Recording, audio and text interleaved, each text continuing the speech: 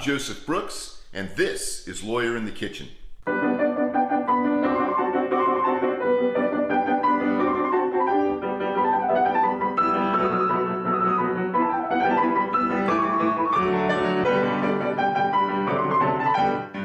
Welcome to Lawyer in the Kitchen. Today we're going to make something very fun to make. It's one of my favorite dishes. This is Spanish paella. Interestingly, the word paella, they call this a paella pan, but in Spanish, paella just means frying pan. And if you live in Valencia, as I understand, you're referring to all your pans as paella. So this one, however, is specifically for paella. We're going to make a chicken and seafood Spanish paella. We're going to use chicken thighs because the dark meat will stay moist longer. And then for the seafood, we're going to use mussels, clams, bay scallops, and shrimp. All of these are going to be cooked separately because these all have different cooking times and we want to have them all done at the same time. What I always find interesting is Michael Simon, who I love on the Food Network, says that if you can cook paella, you can cook anything. And it's kind of the reason why that cooking Chinese food is the same way, because you have to know when things get done, how the sizes of for instance, the vegetables, the size of the meat, what cooks faster, what cooks slower, those kinds of things. All of that comes together in paella. So this seafood has got to be cooked at the very end after our rice is done. I'm going to do this a little bit differently in terms of how the rice is cooked. Some people cook it in the pan. Most people probably cook it in the paella pan from the very beginning. I'm going to use Valencia short grain rice. This is one of the most controversial things about this dish, is what rice to use. A lot of people agree that it should be bamba, which is the Spanish rice. Some people say the short grain, which is what I'm going to use. And some people will say medium grain. But nobody that I know of says use long grain. Part of this dish is called a sofrito, and that's sort of the sauce that goes in here. We're going to make that from onions, jalapenos, bell pepper, green bell pepper, which is from our garden, a red bell pepper, and tomatoes, and a little bit of tomato paste. We're also going to add a little bit of parsley to it. We're going to have some bay leaves in there. We're going to have a little bit, about a teaspoon of ground turmeric, and then that'll be the sofrito. We get that made. We're going to cook the chicken, just brown it. Then we'll start adding ingredients to the pan, do the sofrito. We're going to use a little chorizo or chorizo. Not everybody adds chorizo. I am, because I like the taste of it. If you can get Spanish chorizo, it's a little bit better, a little more authentic, of course. Something else we're going to use is, and you've got to have this, you cannot make this dish without saffron, and get good saffron, get fresh saffron. That's going to go in the water. What we're going to do is put this in a little bowl of hot water and let it set for a few minutes. That's where we're going to get the color and that deep, rich flavor that makes this rice what it's supposed to be. At the end, we're going to put some frozen peas on top. We're going to garnish with lemon. We're going to put some asparagus in it, a little bit of cilantro, and maybe a little more parsley. And then, of course, you can't have, at least in my opinion, you got to have some Spanish olives. So now we're going to make the sofrito, and this is going to be made out of onions, parsley, cilantro, green pepper, and half of my red pepper. I'm going to save the other half of my red pepper. I'm going to put that on the stove and fire roast that and cut that into strips and put that on the top of the paella when I'm done. Okay, so I'm going to put the onions in a blender along with, I've cut up some of the chorizo. If that's not how you pronounce it, you know what I'm talking about. And of course, the green peppers.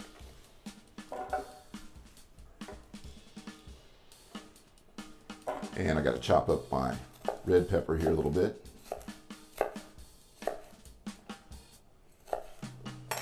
That's going in. We're going to put our bay leaves in there as well. Let's do this first.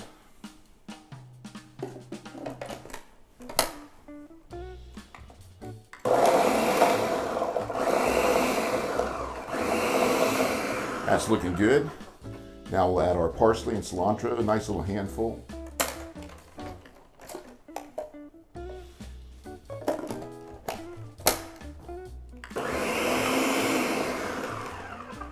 And I'm going to put just a little liquid in here, just to, and this is some chicken-based chicken broth now. This will just help grind this a little bit more.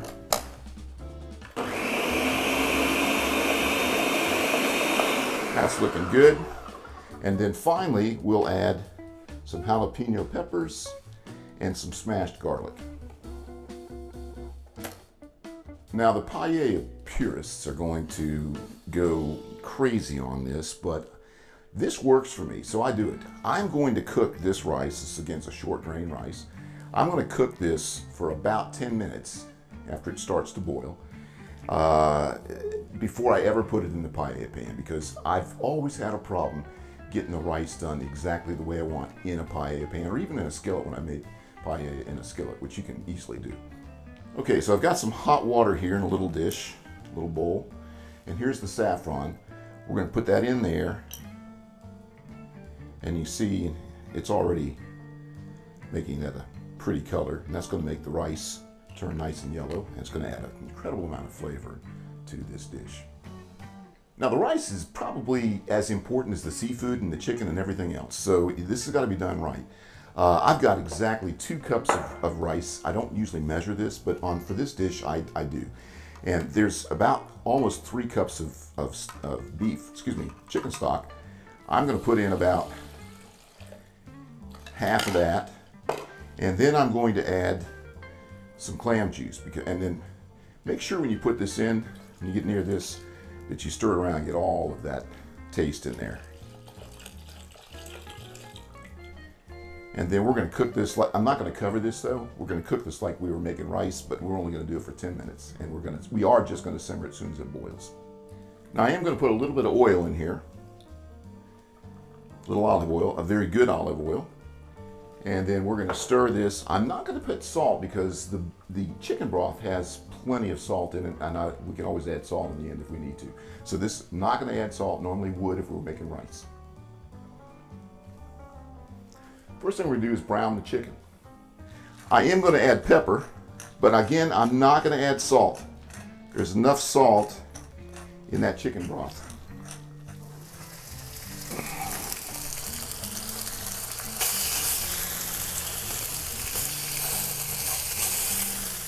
All right, so now we're going to put our sofrito in there. Man, that smells good. Smell that. Isn't that good? Nice. Yeah.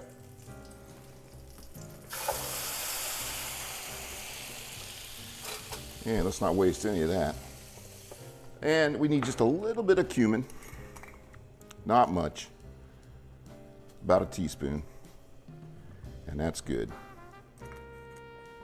Reese, you ready to cook? This is sofrito. Can you say sofrito? We're working on mama still, I know. Sofrito? We want to get all the moisture out of that before we do anything else to it.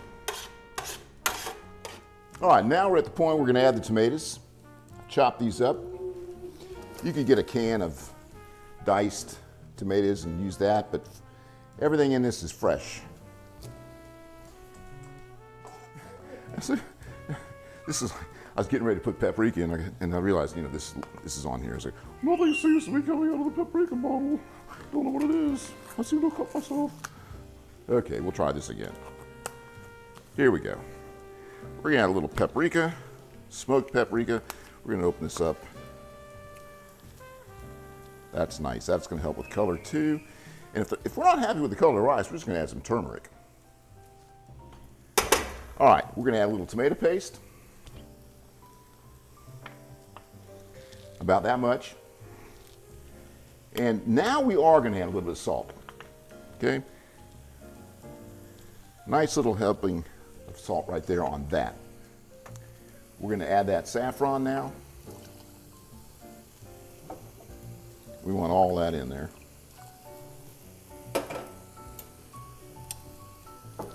Don't want the burner up too high.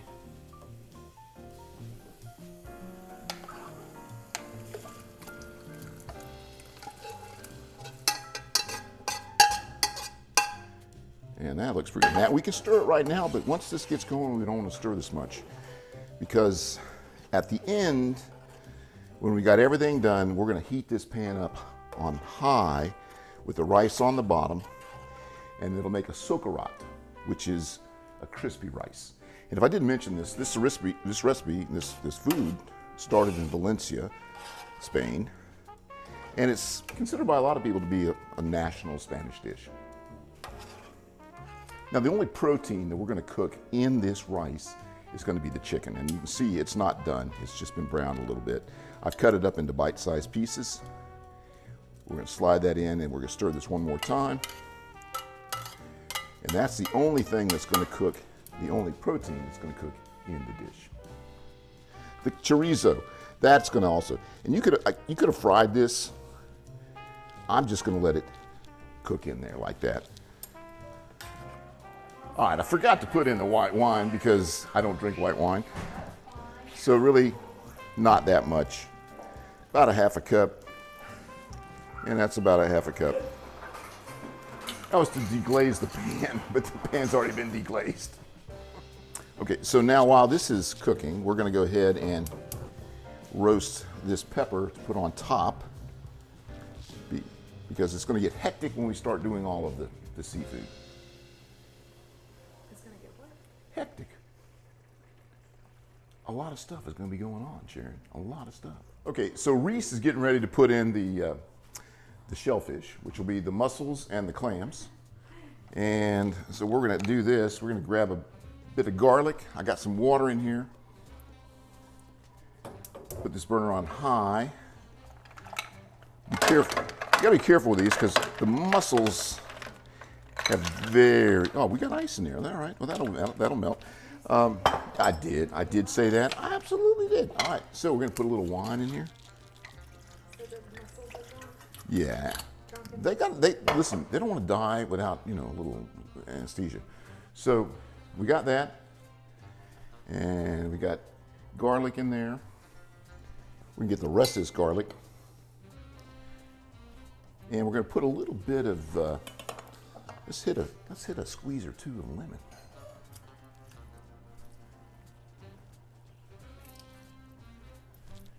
And then we're going to cover that up and let it steam. All right, so these have steamed for about 3 minutes. Look at that. Nice. Nice. They're ready to go on there. Cut that stove off. That's southern for turn off the gas. All right, I'm going to hit this with just a little salt. Just a little bit. And let's add a little wine to it. All right, we're ready to flip these over. They're looking good. Remember, we're gonna let this whole thing rest about 5 minutes covered up. Look at those. Those are looking nice. We'll add a little wine to the pan. We took the shrimp out, as you can see. The shrimp are set up in here. They look good. This is nice. We're gonna let this rest. Now we're gonna have the bay scallops in here. Our asparagus is nice. We're not going to add any salt to this. This is just flavor right here. These don't have to cook very long. They're small scallops, they're bay scallops. Just get them going here. And we got a little fire emergency going on in the back. Lobster tails are done. We're going to turn those off. That's been 4 minutes. It's about a minute per ounce on those.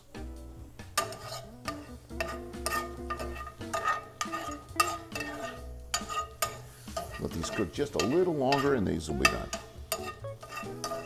Meanwhile, I put the frozen peas in a cup and some cold water to begin with, and I warmed them up. These are actually warm now, so they're going to be just fine. And the thing about frozen peas, do not use canned peas. These are way, way better, and they're much more colorful. And listen, color matters. All right, the scallops are ready. We're just gonna spoon those in. We're going to put the asparagus on.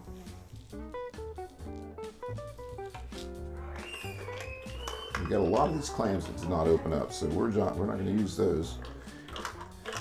Some people say if the clams can be pulled open, they're still good. I'm not doing that.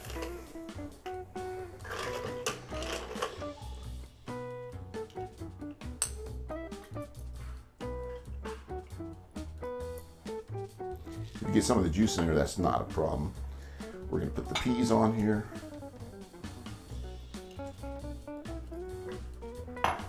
And we're going to put some lemons on here. And then, of course, we're going to put these babies on here.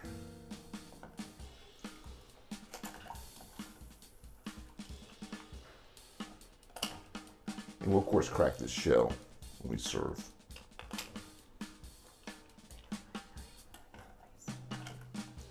Look at that. Doesn't that look nice?